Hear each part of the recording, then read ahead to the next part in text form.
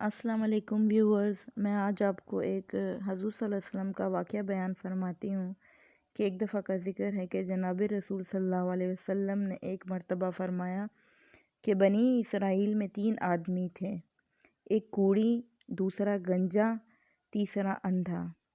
خداوند تعالیٰ نے ان کو آزمانا چاہا اور ان کے پاس ایک فرشتہ بھیجا۔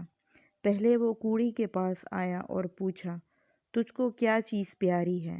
اس نے کہا، مجھے اچھی رنگت اور خوبصورت کھال مل جائے اور یہ بلا جاتی رہے جس سے لوگ مجھ کو اپنے پاس بیٹھنے نہیں دیتے اور گھن کرتے ہیں۔ اس فرشتے نے اپنے ہاتھ اس کے بدن پر پھیر دیا اور اسی وقت اچھا ہو گیا اور اچھی کھال اور خوبصورت رنگت نکل آئی۔ پھر پوچھا، تجھ کو کون سے مال سے زیادہ رغبت ہے؟ اس نے کہا، اونٹ سے۔ پس ایک اونٹنی بھی اس کو دے دی اور کہا، اللہ تعالیٰ اس میں برکت دے۔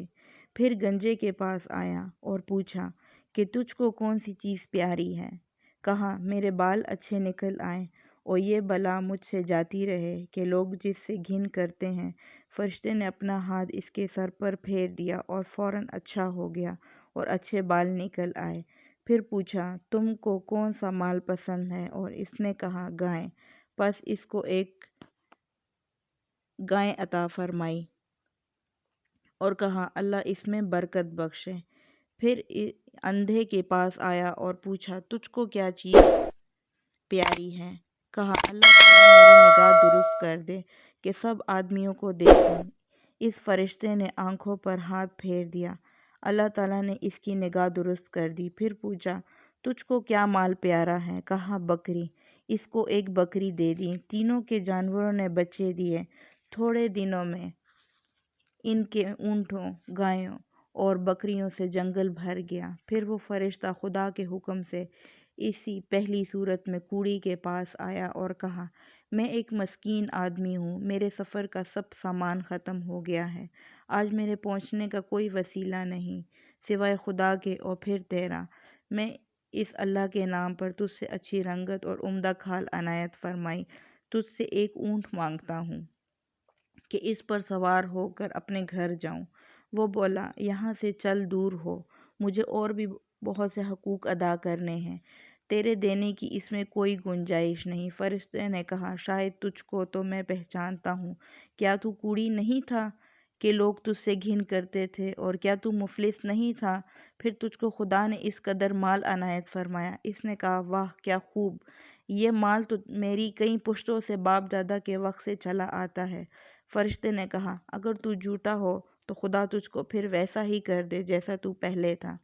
پھر گنجے کے پاس اسی پہلی صورت میں آیا اور اسی طرح اس سے بھی سوال کیا کہ اس نے بھی ویسا ہی جواب دیا۔ فرشتے نے کہا، اگر تو جھوٹا ہو تو پھر خدا تجھ کو ویسے ہی کر دے جیسا پہلا تھا۔ پھر اندھے کے پاس آیا اسی پہلی صورت میں اور کہا، مسافر ہوں، بے سامان ہو گیا ہوں، آج خدا کے اور پھر تیرے سوا کوئی وسیلہ نہیں، میں اس کے نام پر جس نے دوبارہ تجھ کو نگاہ بخشی تجھ سے ایک بکری مانگتا ہوں، اس نے اپنی کارروائی کر کے سفر پورا کروں۔ اس نے کہا، بے شک میں اندھا تھا، خدا تعالیٰ نے محض اپنی رحمت سے مجھے نگاہ بخشی۔ جتنی بکریاں تیرا جی چاہے لے جا اور جتنی چاہے چھوڑ جا، خدا کی قسم کسی چیز سے تجھ کو منع نہیں کرتا۔ فرشتے نے کہا، تو اپنا مال اپنے پاس رکھ، مجھ کو کچھ نہیں چاہیے، فقط تم تینوں کی آزمائش منظور تھی سو ہو چکی، خدا تجھ سے راضی ہوا اور ان دونوں سے ناراض۔ فائدہ: خیال کرنا چاہیے کہ ان دونوں کو ناشکری کا کیا نتیجہ ملا کہ تمام نعمتیں چھن گئیں اور جیسے تھے ویسے ہی رہ گئے اور خدا ان سے ناراض ہوا۔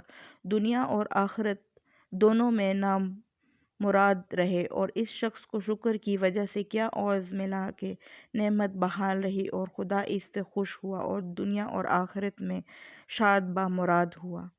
مطلب ہمیں اس واقعے سے ہمیں یہ نتیجہ ملتا ہے کہ اللہ تعالیٰ نے ہمیں جتنے بھی نعمتیں عطا فرمائی ہیں، ایک نہ ایک دن ان نعمتوں کا حساب اس دنیا میں تو اللہ تعالیٰ مانگتا ہی ہے، لیکن ہم سے ہماری یہ بھی آزمائش ہوتی ہے کہ کیا ہم اس نعمتوں کا شکر ادا کرتے ہیں یا اس کے ذریعے ہم دوسروں اگر دوسرا ہم سے کچھ مانگ لے تو کیا ہم اس نعمت میں سے کچھ ان کو بھی عطا فرماتے ہیں جو ہمیں اللہ تعالیٰ نے اتنا زیادہ بخشا ہے؟ اور ان چھوٹی چھوٹی ہم یہ جو بکس میں یہ جو ہم کہانیاں پڑھ لیتے ہیں، یہ محض کہانی کی تک ہی محدود رکھتے ہیں۔ ہمیں چاہیے کہ ہم اس کو خود بھی اپنے عمل میں لے کر آئیں اور لوگوں تک بھی ان کہانیوں کو پہنچائیں تاکہ وہ بھی ان سے کوئی سبق حاصل کریں۔ اگر آپ کو میری یہ ویڈیو اچھی لگی تو پلیز سبسکرائب بھی کریں چینل اور بیل آئیکن بھی بنائیں تاکہ ہم بھی مزید اور بھی اس طرح کی کہانیاں پڑھ سکیں اور ان کو اپنے زندگی میں ان پر عمل کر سکیں۔ Thank you.